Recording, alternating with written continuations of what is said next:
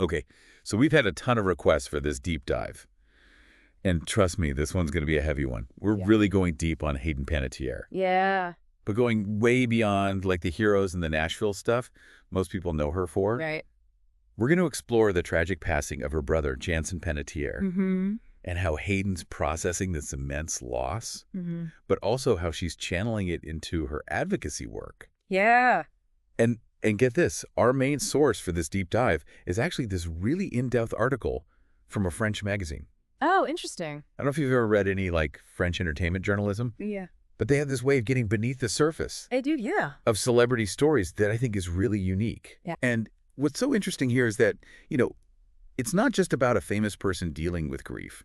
We're really diving into this unique pressure cooker of shared childhood fame. Right. Particularly for siblings.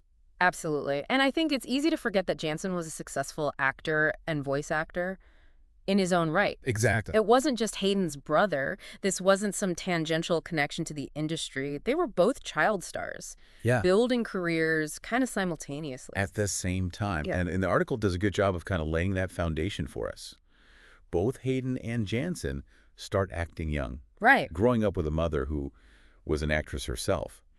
So talk about a recipe for an unusual childhood. Yeah. Oh, absolutely. You can only imagine the pressure. The lack of a normal upbringing. Oh, for sure. Yeah. Like their playground wasn't just a playground, right? Yeah. It was a film set. It was a voice recording booth.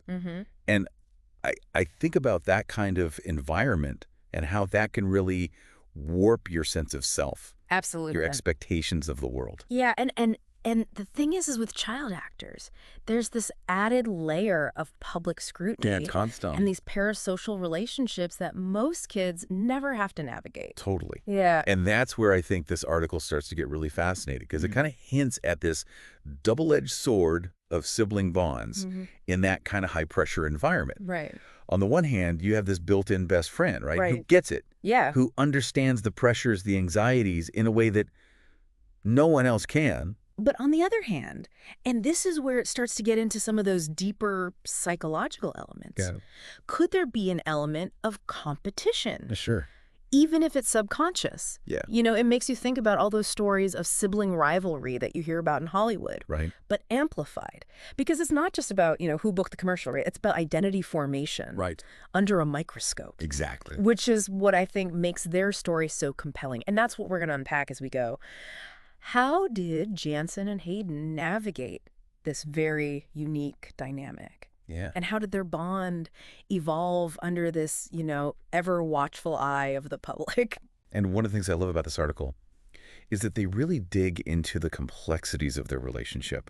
Like there's this one quote from Jansen that really got me. He was talking about Hayden. Yeah. And he said, like, how much he admired her and how much her support meant the world to him when he was first starting out. Yeah. It's almost like to have a sibling who's been through the ringer of child stardom. Right. They've got the cheat codes. They do. In navigating that world. Yeah. And they can share those insights with each other in a way that no one else can truly understand. Right. And it's not just about advice or industry connections. It's about having someone who gets what it feels like. Exactly. When the whole world is projecting expectations onto you before you've even had a chance to figure out who you are. Yes. And it wasn't just behind closed doors either that, their bond was evident.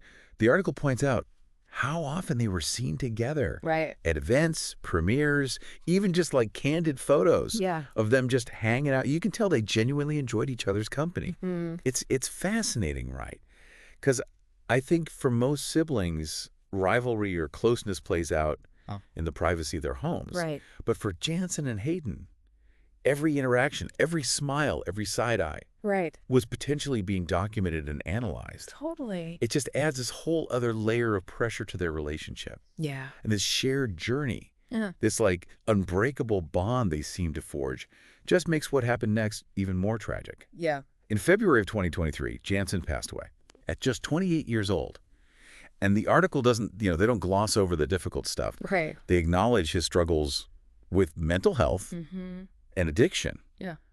Which just adds this profound layer of sadness to his story. And this is where, I say this a lot, but it's so crucial, I think, to approach these topics with sensitivity. Oh, absolutely. It's not about, digging into their personal lives for salacious details. It's about trying to understand the immense pressure young actors face, the pressure to maintain a certain image, the constant scrutiny, the very nature of an industry that often prioritizes talent over well-being. Yeah. And it's heartbreaking on so many levels because it's not just about, Jansen's struggles and this devastating loss. Right. The article reminds us that Hayden, she was already carrying the weight of her own battles. She'd been so open about her experience with postpartum depression and became, a real advocate for maternal mental health long before Jansen's passing. Right. It's almost unfathomable It is. to think about, grappling with your own vulnerability. Yeah. Like choosing to share that with the world. Yeah. And then to face this kind of loss. It's unimaginable. It really is. Yeah. And you can't help but think about the strength it took for her to, not just survive, but to keep going, to find purpose in the midst of like such profound grief. And that's what I think this French article really highlights is this powerful transformation from grief to advocacy. Right. Hayden's really channeling her energy now into mental health awareness, particularly for young men. And she's really using Jansen's story to kind of break down those stigmas and create a space for these really like open and honest conversations. Yeah. What strikes me is that she's not just talking about it in these general terms, She's using her platform to really advocate for specific changes. Oh, totally. Like increased funding for youth mental health resources, support programs that are specifically tailored to the unique pressures that young people face. Yeah. Especially in the entertainment industry. Absolutely. And I think that's where her message becomes so impactful. It's one thing to have celebrities talk about, the importance of mental health. It's another to have someone like Hayden, who's lived through this very specific, very public experience, use her voice to like demand tangible action. It's really so. This article, they call it a mission for her. Yeah. And it makes you think about, even without the glare of the spotlight, how do we create those support systems for the people in our lives who might be struggling? Right. Hayden and Jansen's story, it's a powerful reminder that behind every headline, behind every movie premiere, there are real people navigating really difficult and complex challenges. And, we might not face the same pressures as child actors, but we've all been touched by loss. We've all felt that desire to make a difference. And I think that's what's so resonant about this deep dive. It's about Hayden and Jansen, but it's also about this like very human experience of love and loss and this enduring power of hope, even in the face of unimaginable grief.